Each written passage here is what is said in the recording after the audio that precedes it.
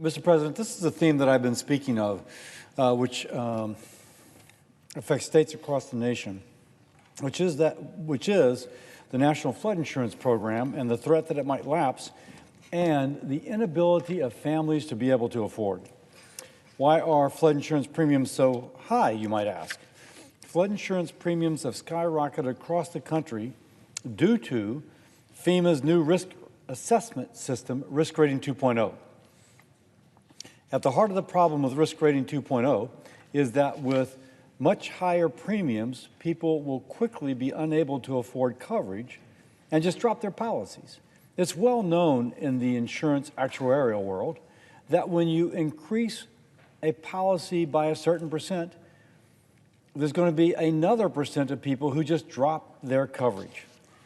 And that means that the pool of policyholders shrinks and the program enters into what is called actuarial death spiral, which is to say that the risk, instead of being spread out over many, is concentrated in increasingly fewer people, driving up their premiums even that much more, therefore more people drop. If we do nothing, the National Flood Insurance Program will collapse. This is important. The National Flood Insurance Program covers 4.7 American homes across the country. Now, clearly, I'm concerned about Louisiana. That's my state. But it's not just Louisiana or even just a coastal issue. Look at a map of those affected.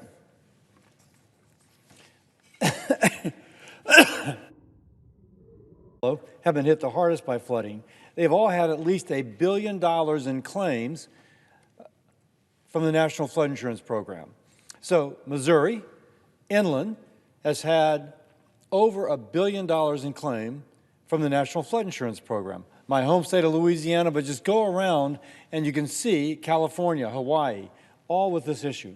Now, though, 44 states have had at least $50 million worth of claims, and those would be in the kind of mustard color. And so here you see, again, inland states, not coastal, inland, having problems with flooding. When we say a problem with flooding, we mean there is a family that has lost their possessions, they've lost their home, and now they don't know where to go. That's what we mean with a problem with flooding. My message to my colleagues representing states that rely on the National Flood Insurance Program is let's find a way forward. One day, the National Flood Insurance Program will lapse if we fail to act. Now, we are going to, in this CR, do a temporary extension. I would ask that we actually have a reauthorization and reform of the National Flood Insurance Program before it's too late. Now, by the way, a short-term extension, better than nothing. I thank the Speaker Johnson and the House for including a short-term extension, but if that's the only option, let's take that option. However, I'm working on a longer reauthorization so that National Flood Insurance Program is not thrown into a legal purgatory every year, or even sometimes multiple times a year. Today, I introduced a bill to fully reauthorize the National Flood Insurance Program for this year and for next year.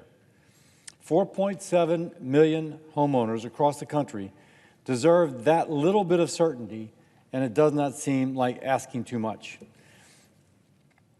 Imagine if your homeowners or life insurance was subject to lapsing every year if Congress couldn't get their act together.